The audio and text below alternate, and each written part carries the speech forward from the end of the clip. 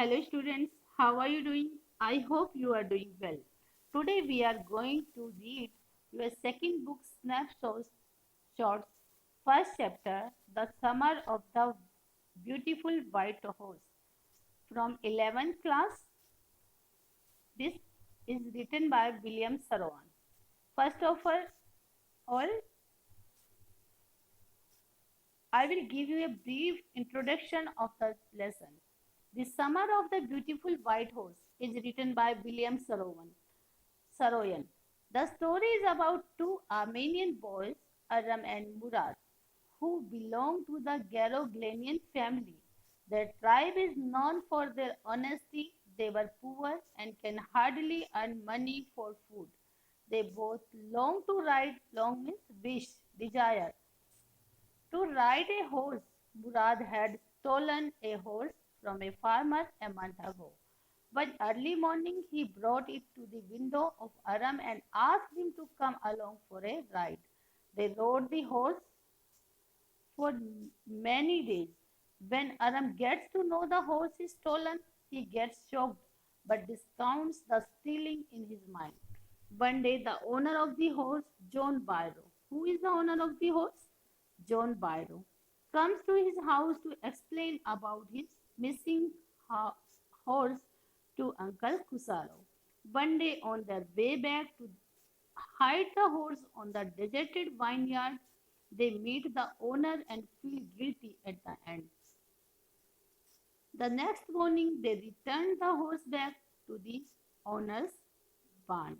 Barn means bada, where the horse is tied. Let's read the chapter. One day back, there in the good old days, when I was 9 and the world was full of every imaginable kind of magnificence, and life was still a delighted and mysterious dream. Delightful means happy, mysterious means full of mystery, strange. My cousin Murad, who was considered crazy by everybody who knew him except me, came to my house at 4 in the morning and woke me up tapping on the window of my room. Tapping means hitting the door. Aram, he said.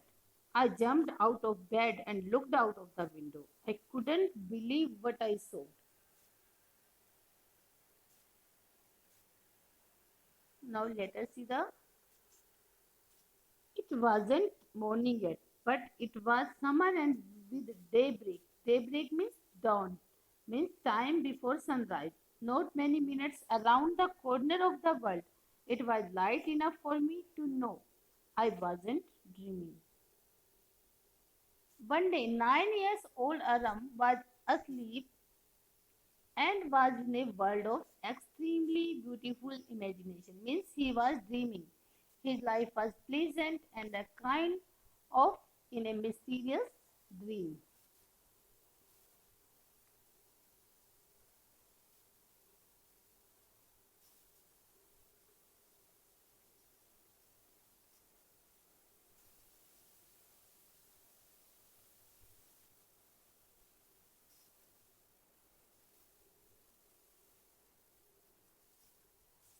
And he thought that his his cousin Murad, he was considered crazy, came to his house and he showed him on the window of his room at 4 in the morning. He called Aram, who jumped out of his bed and still could not believe that he saw out of the window. What did he see? He saw Murad sitting on the horse. It was dawn time before daybreak, and there was light enough outside to make him see outside that made him believe he wasn't dreaming. Let us see. My cousin Murad was sitting on a beautiful white horse.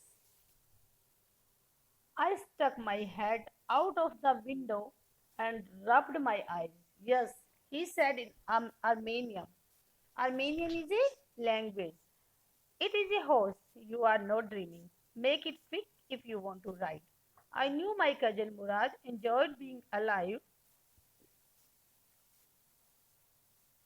more than anybody else who had ever fallen into the world by mistake. But this was more than even I could believe. In the first place, my earliest memories had been memories of horses, and my first longings, longing means desires, had been longings to ride. This was the wonderful part.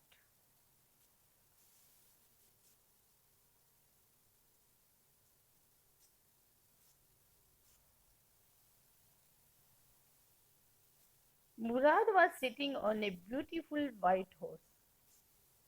Aram rubbed his eyes and stuck out his head out of the window.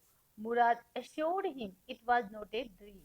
He asked if he wanted to ride. He must make it quick. Murad was the type of person who enjoyed being alive, but he couldn't believe that he was seeing a horse in front of him. Aram's earliest memories was of horses, and he always wanted to ride one. This was the wonderful part that he was actually going to ride a horse in real. In the second place, we were poor. This was the part that wouldn't permit me to believe what I saw. We were poor, we had no money. Our whole tribe was poverty stricken. Every branch of Garogleanian family was living in the most amazing and comical poverty in the world. Comical means funny. Nobody could understand where we even got money enough to keep us with food in our bellies. Bellies means stomachs. Not even the old men of the family. Most important of all, though we were famous for our honesty. We had been famous for our honesty for something like 11 centuries, even when we had been the wealthiest family in what we like to think was the world. Wealthiest means richest. We were proud first, honest next, and after that we believed in right and wrong. None of us would take advantage of anybody in the world, let alone stealing. Let us see explanation. Aram's family was poor and had no money, so it was difficult for him to believe in what he saw outside his house. He belonged to the Garrow Glennin family that was strictly and funnily in poverty, means they were very, very poor. They didn't even know how they managed to get food for themselves every day. Although his tribe was poor, they were none for their honesty for 11 centuries. They were very honest. They were very poor as well as very honest. They were honest, proud, and always believed in right and wrong. No one from their family would ever steal anything or would take advantage of anyone in the world. Consequently, even though I could see the horse so magnificent, even though I could smell it so lovely, even though I could hear it breathing so exciting, I couldn't believe the horse had anything to do with my cousin Murad or with me or with any of the other members of our family, asleep or awake. Because I knew my cousin Murad could not have bought the horse, and if he couldn't have bought it, he must have stolen it, and I refused to believe he had stolen it. No member of the Garroglanian family could be a thief. I stared first at my cousin and then at the horse. There was a pious stillness. Pious means holy, religious. Stillness means silence and humor in each of them, which on the one hand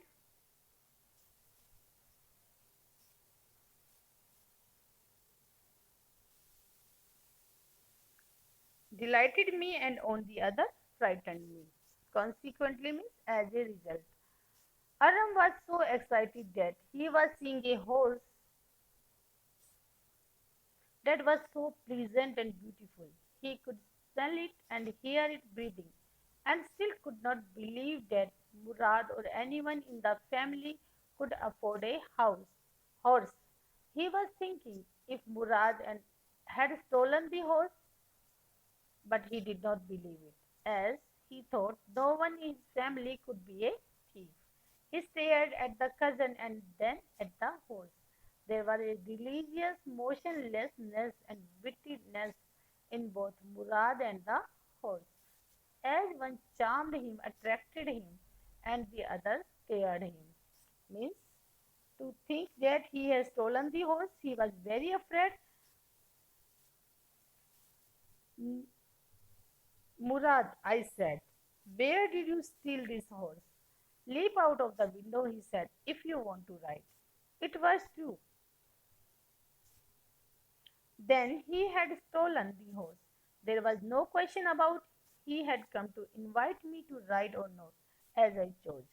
Well, it seemed to me stealing a horse for a ride was not the same thing as stealing something else, such as money. For all I knew, maybe it wasn't stealing at all. If you were crazy about horses, the way my cousin Murad and I were, I wasn't stealing. It wouldn't become stealing until we offered to sell the horse, which of course I knew we would never do. Let me put on some clothes, I said. All right, he said, but hurry. I leapt into my clothes. I jumped down to yard from the window and leaped up onto the horse behind my cousin Murad. Leap out means jump out from a place. He asked Murad if he stolen the horse. Murad replied, if he wants a ride, he must jump out of the window. Means he didn't answer his question. Aram was convinced. Now Aram understood that the horse was stolen by Murad. He came to visit him to ask him to ride it with him. Aram tried to convince himself that it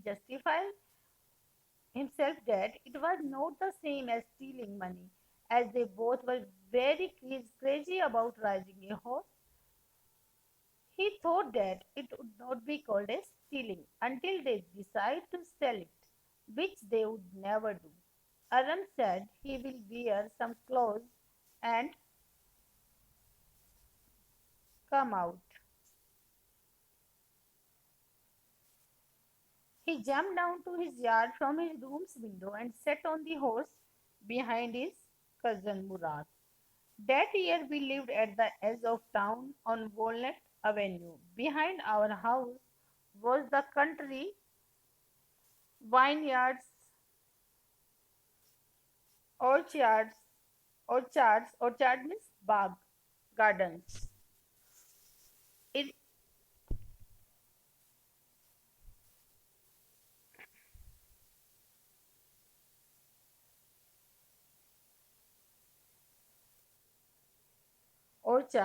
irrigation ditches means खाइयाँ बनी होती है पानी देने के लिए. And country roads.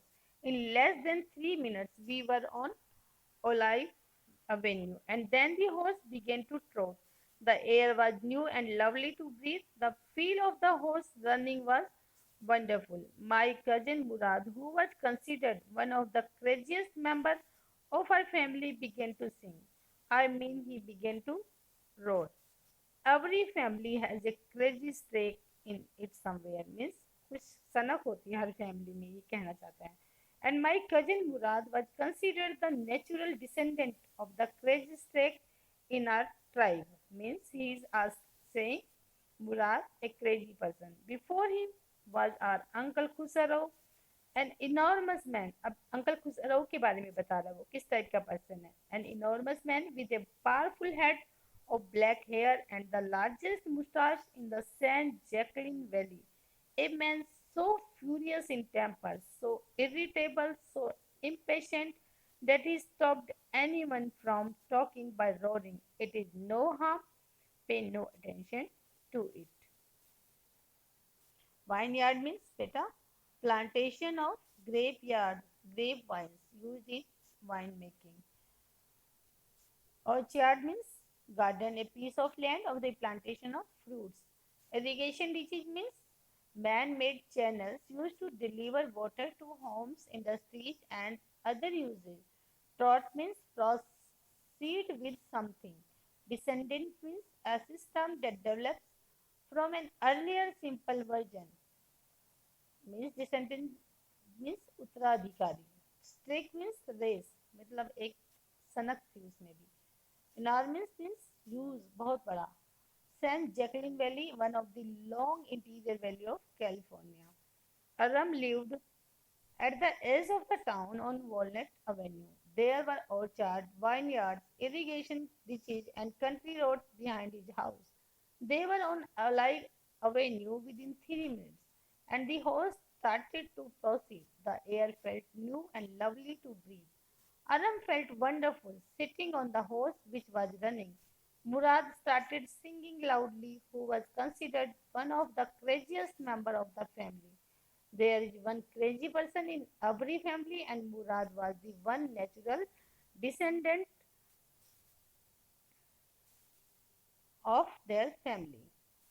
In their family, Uncle Kusaro was the was a huge man with black hair and largest mustache. In the valley, he had an energetic temper and was impatient, which was irritating. He used to make anyone stop talking by roaring and say, "It is no harm, pay no attention to it." By saying this, he always kept everyone quiet. That was all, no matter what anybody happened to be talking about. Once it was his own son, Arak, Khusarau Salam, name is Arak, running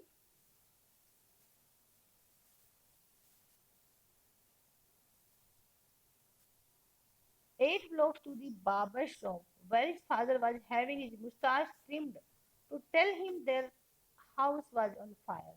This man Khusarau sat up in the chair and wrote, "It is no harm, pay no attention to it." See his craziness. His house is on fire. Still he is saying, "It is no harm, pay no attention to it." The barber said, "But the boy says your house is on fire." So Khusarau roared, or Miss Chilaya shouted, "Enough! It is no harm, I say." My cousin Murad was considered the natural descendant of this man, although Murad's father was Zorab. What is the name of Murad's father? Jorab, who was practical and nothing else. That is how it was in our tribe.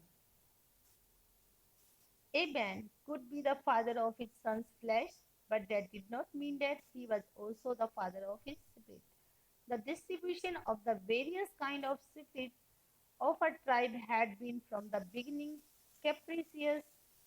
Capricious means inconsistent change of mood, and vagrant. Vagrant means a person without a settled home or work. Means avara, you can say. We rode, and my cousin Murad sang. For anybody knew, anybody knew we were still in the old country where, at least according to some of our neighbors, we belonged. We let the horse run as long as it felt like running.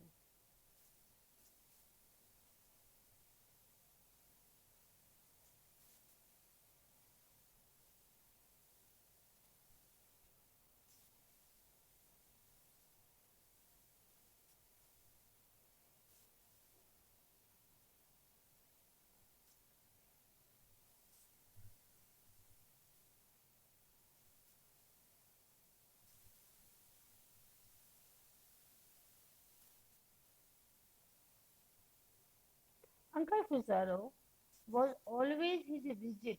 This rigid means he was very strict. No matter who happened to be talking about in front of him. Once his own son Arak came running to him when he was getting his mustache trimmed at the barber's shop. He told him that his house was on fire, to which he wrote and said the same dialogue. Means, don't, it is no harm, pay no attention to it. He he told him that, and barber, amused and tried to talk to him about it, but as usual, Khusaro rode again and did not pay any attention to it. Murad was considered to be a natural descendant of this man, but he was not his son. His father was Jorab, who was a very practical person. A child could look like his father, but doesn't mean he gets his nature and attitude just the same. Means Murad did not get his nature from his father, but he got his nature from Uncle Khusaro.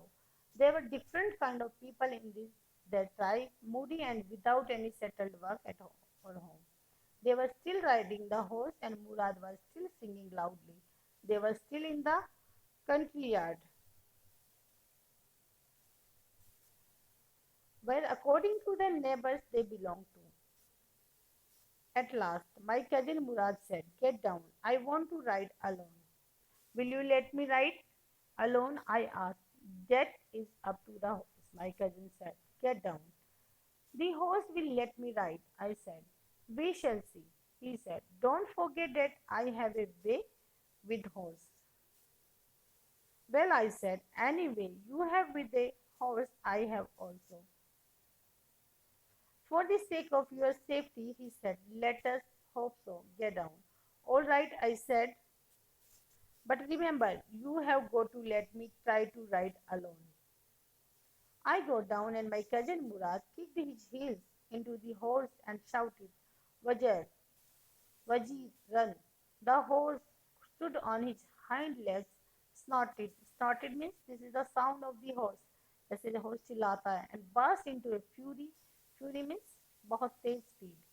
That was the loveliest thing I had ever seen. My cousin Murad raced the horse across a field of dry grass to an irrigation ditch and crossed the ditch on the horse, and 5 minutes later returned, dripping.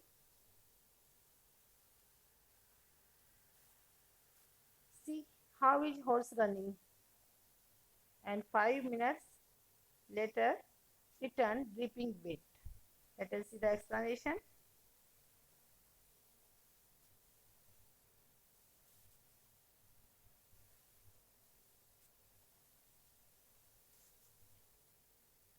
Murad asked him to get down as he wanted to ride alone. Aram asked if he could ride the horse alone. He said, "It is up to the horse if he wants to ride you alone," and asked him to get Murad down again.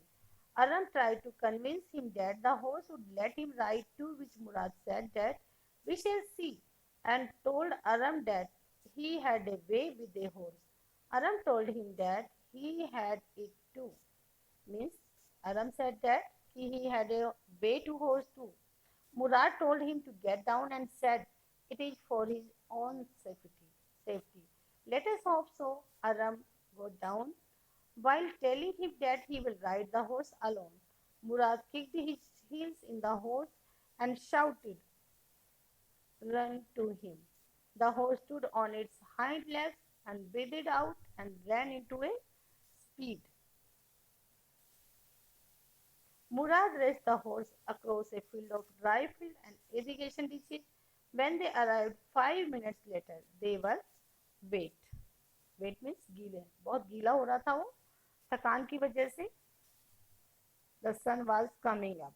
"Now it is my turn to ride," I said. My cousin Murad got off the horse. "Right," he said. I leaped to the back of the horse and for a moment knew the most awful means surprising, fear imaginable.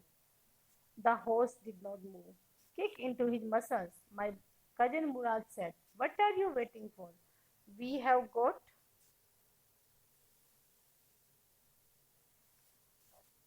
to take him back before every day in the world is up and about." I kicked into the muscles of the horse.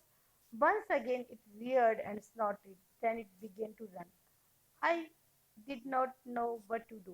Instead of running across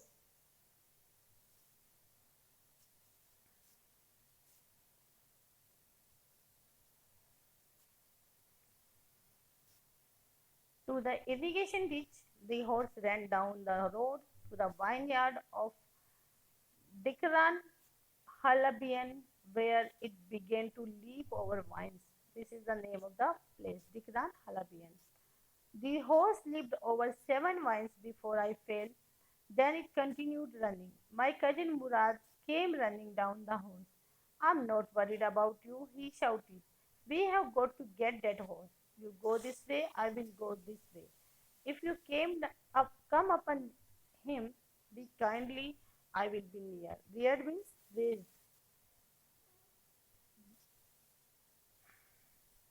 Sorted means very out. The sun was almost up, and Aram told him it was his turn to ride. Murad got off, and Aram sat on the horse. He was fearful, and the horse did not move. Murad tried to guide him by saying that he should try to kick into his muscles and told him that he should hurry because they need to take him back before everyone wake up in the world. Aram kicked into the muscles of the horse, to which the horse again raged and breathed out. The horse began to run, and Aram did not know what to do next. The horse started going towards the road and leads to the vineyard of Dikran Halabian.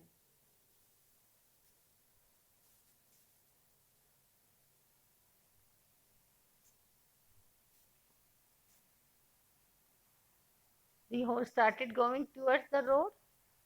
It began to move over vines, and Aram fell down. The horse continued to run, and Murad came running down the horse towards him. Murad told him that he is not worried about him, but they need to find the horse. They both went different ways to find him. He instructed Aram to be kind if he saw him anywhere. I continued down the road, and my cousin Murad went across the field towards the irrigation ditch. It took him half an hour to find the horse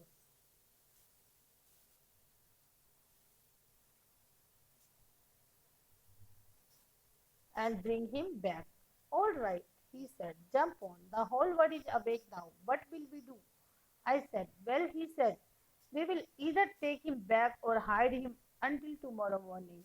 He did not sound worried, and I knew he would hide him and not take him back. Not for a while. At any rate, where will we hide him? I said, I know a place. He said, how long ago did you steal this horse? I said.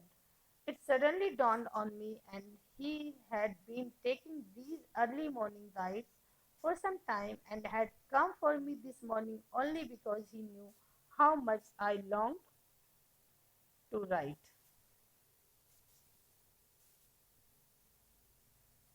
Aram looked for the horse down the road, and Murad went towards the irrigation ditch. He came back after 30 minutes with the horse. He told him to jump over as the whole world was awake, and by then Aram asked what would they do now, to which Murad told him about two options: take him back or hide him back until tomorrow. Murad was not worried, and Aram knew that Murad would hide him somewhere and not take him back for a while. Aram asked him where Murad would hide him. Murad told him about a place he knew which would be perfect as a hidden spot. Aram eagerly asked him when he stole the horse. He appeared to him that Murad had been taking the horse for morning rides for quite some time, and he showed up this morning to ask Aram to ride along because he knew he was longing to ride one. Who said anything about stealing a horse? He said. Anyhow, I said, how long ago did you begin riding? Every morning. Not until this morning, he said. Are you telling the truth? I said. Of course not, he said. But if we are found out, that is what you are to say.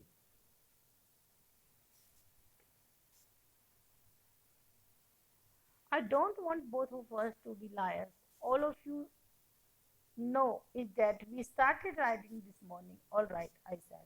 He walked the horse quietly to the barn of a deserted vineyard, which at one time had been the pride of a farmer named Fitzvizian. There were some oats and dry alfalfa in the barn. We began walking home. It wasn't easy, he said, to get the horse to behave so nicely. At first, wanted to run wild, but as I have told you, I have a way with the horse. I can get it to want to do anything I want it to do. Horses understand me. Now, Murad shuts him down by asking a counter question about who talks about stealing a horse.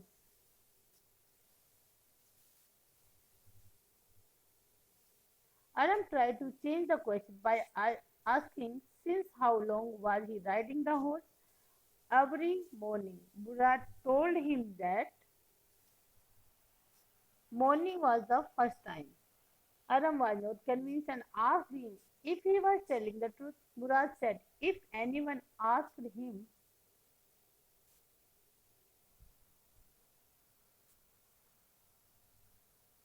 he should say that it was true. He further added that he did not want them to be liars, but they had to say only this. Aram agreed and Murad walked the house quietly towards the barn of a deserted vineyard. It belonged to a farmer named Fetwajian.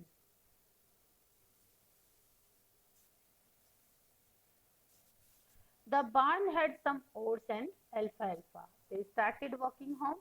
Murad told Aram that it was not easy to get the horse to behave nicely, as it wanted to run wild at first. He told him again that he had a way with a horse and he could get them to do whatever he wants to. Horses understood him. How do you do it? I said. I have an understanding with the horse, he said. Yes, but what sort of an understanding? I asked. A simple and honest one, he said. Well, I said, I wish I know how to reach an understanding. That with a horse. You are still a small boy, he said. When you get to be 13, you will know how to do it. I went home and ate a healthy breakfast. That afternoon, my uncle Kusaro came to my house for coffee and cigarettes. See the spelling of cigarette here.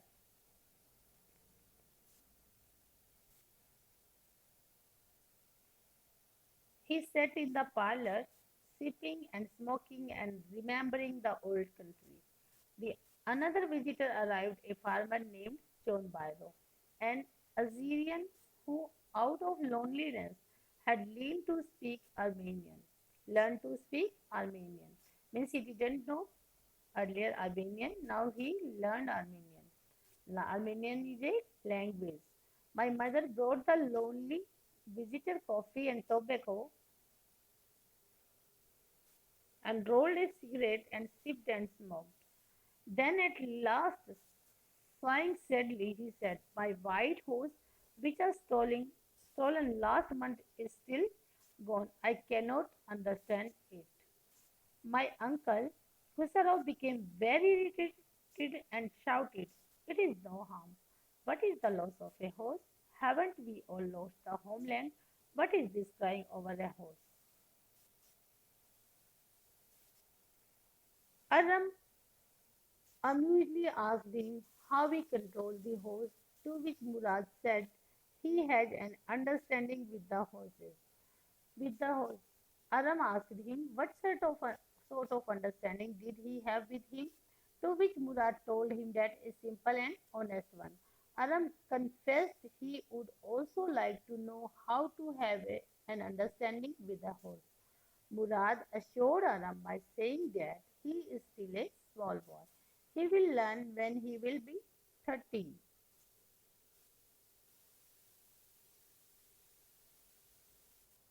Aram went home and ate breakfast. That day, his uncle Kusaro visited his house for coffee and cigarettes. He sat in the parlor and was remembering the old country when a person came to visit him. He was John Byro, a farmer who learned to speak Armenian because of loneliness. His mother brought Byro some coffee and tobacco. He sipped and smoked and told them about his missing white horse who was stolen month last month and he is not able to find it. Khusrau roared again that it is no harm and shouted that why he was crying over a lost horse when they had lost their homeland. That may be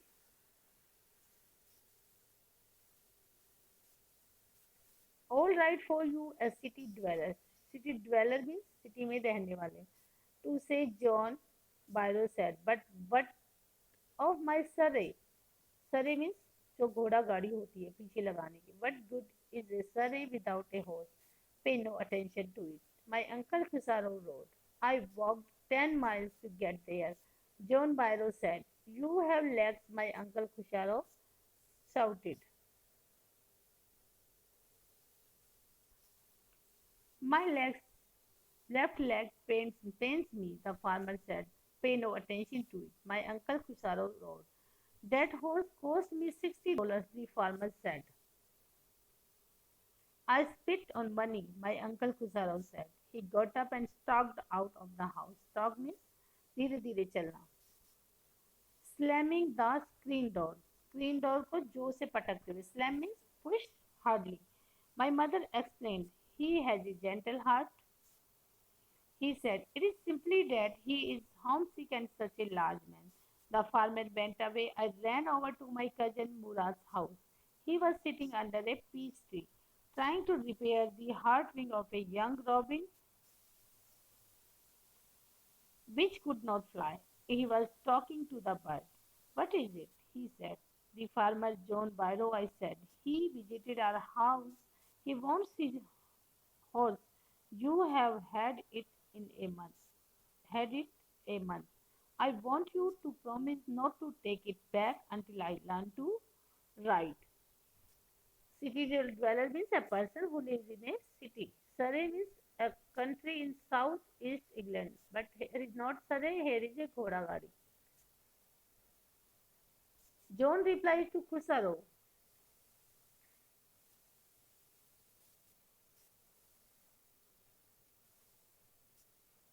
That he would not bother as he lives in a city, but his country was of no good without his horse.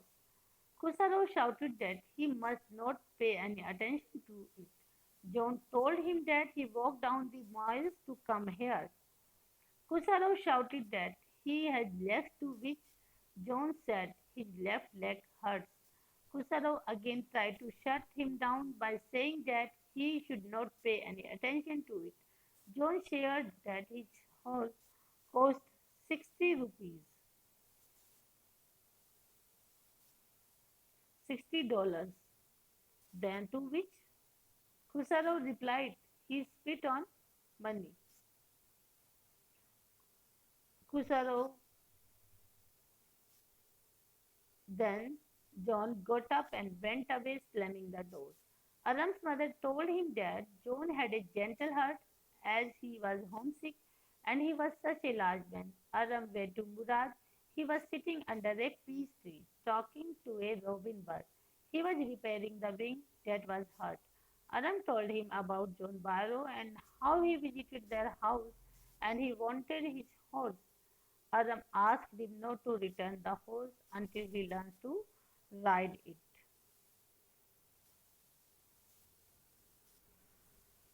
It will take you a year to learn to ride, my cousin Murad said. We could keep the horse a year, I said. My cousin Murad leaped to his feet. But, he rose, are you inviting a member of Garoglen family to steal? The horse must go back to its true owner. In 6 months at the latest, he said. He threw the bird into the air. The bird tried hard, almost fell twice, but at last flew away, high and straight. Early every morning for 2 weeks, my cousin Murad and I took the horse out of the barn of the deserted vineyard, where we were hiding it and rode it. And every morning the horse, when it was my turn to ride alone, leaped our grave vine and small trees and threw me and ran away. Nevertheless, I hoped in time to learn to ride the way my cousin Murad rode. One morning, on the way to Fitzwilliam's deserted vineyard, we ran into the farmer John Byrow, who was on his way to town. Let me do the talking, my cousin Murad said. I have a way with farmers. Murad told Aram that it will take him a whole year to learn to ride a horse. Aram said they could keep him for a year. Then Murad stood up on his feet and shouted at him about encouraging him to be a thief in spite of being a member of the Garoglenin family. He declared that the horse should go to its true owner. Aram asked when would they have to return the horse, to which Murad said in 6 months. He threw the bird into the air. It almost fell twice but flew at last. For the next 2 weeks, they both would take the horse out of the barn and ride it. But every morning, the horse would throw Aram and run away whenever he tried to ride it.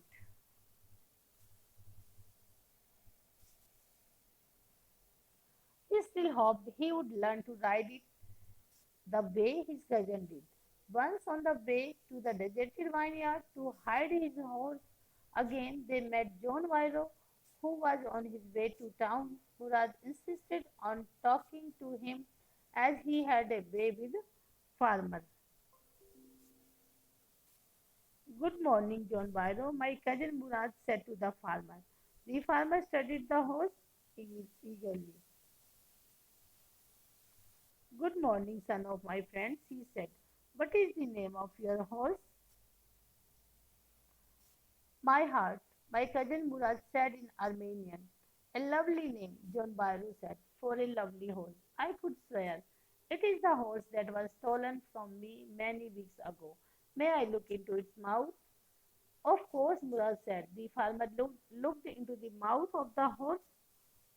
Tooth for tooth, he said. I would swear it is my horse. If I did not know your parents, the fame of your family for honesty is well known to me.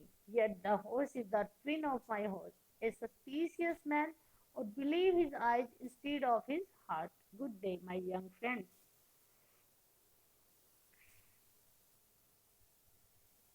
Murad wished him good morning and Byro saw the horse carefully. Byro wished them back and asked the name of the horse.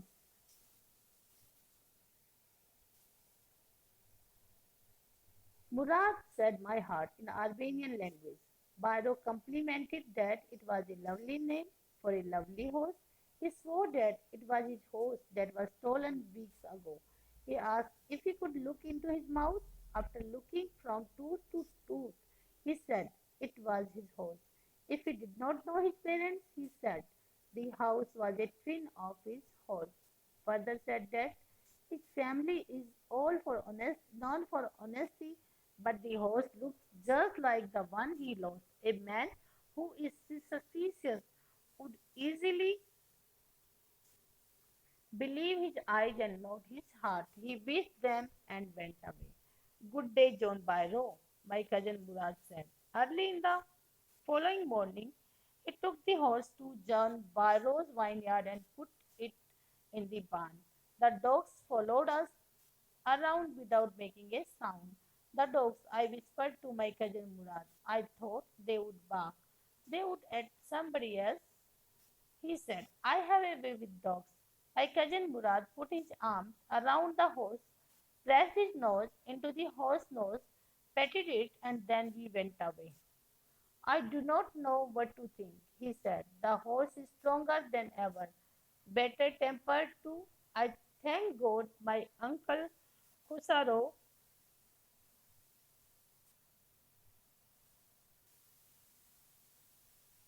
who was in the parlor, became irritated and shouted, quiet, man, quiet. Your horse has been returned. Pay no attention to it. Murad whisked him back.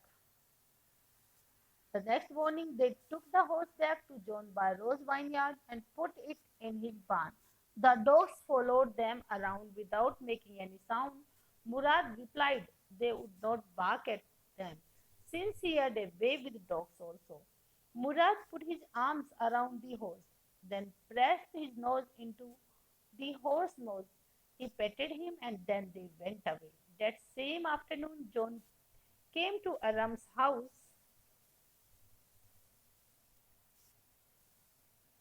in his surrey and showed his mother his horse that returned. He said he did not know what to think, as the horse is much stronger now with a better temper. He thanked God. Uncle Khusaro, who was in the parlor, again shouted, irritated, quiet, man, quiet. Your horse has been found now. Your horse has been returned now. Pay no attention to it. This is all, students. I hope you have understood. I have explained in simple English. This is all, and thank you for watching the video.